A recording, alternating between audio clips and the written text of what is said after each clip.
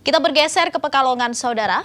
Palang Merah Indonesia PMI Kabupaten Pekalongan, Jawa Tengah melakukan simulasi mandiri evakuasi apabila terjadi gempa bumi kepada puluhan sukarelawan. Nantinya, para sukarelawan akan mensosialisasikan materi sosialisasi evakuasi saat gempa bumi kepada masyarakat. Sekitar 60 orang sukarelawan di Kabupaten Pekalongan dilibatkan dalam simulasi mandiri evakuasi bila sewaktu-waktu terjadi gempa bumi. Dalam simulasi ini melibatkan sukarelawan Korps Sukarela dari beberapa universitas yang ada di Pekalongan. Simulasi seolah-olah adanya gempa bumi pada gedung bertingkat ketika sedang ada acara rapat. Pelatih memberikan materi apa yang dilakukan ketika terjadi gempa bumi dengan berlindung di bawah meja maupun kursi untuk menghindari benda jatuh dari atas. Pelatih juga memberikan materi simulasi agar sukarelawan tidak panik saat terjadi gempa bumi sehingga bisa menolong orang lain. Dengan simulasi tadi, nanti kita bisa mendapatkan sebuah ilmu bagaimana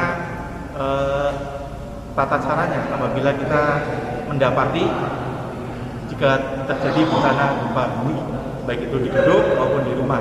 Jadi dengan simulasi yang tadi kita bisa tahu apa yang harus kita lakukan, dan nantinya kami juga akan melaksanakan sosialisasi kepada masyarakat sehingga pada masyarakat sendiri bisa tahu apa yang harus dilakukan dan tidak panik. Pelatih PMI Kabupaten Pekalongan Ponco Setio Wijanarko mengatakan simulasi digelar karena Kabupaten Pekalongan juga rawan bencana gempa bumi, banjir, longsor, dan angin kencang.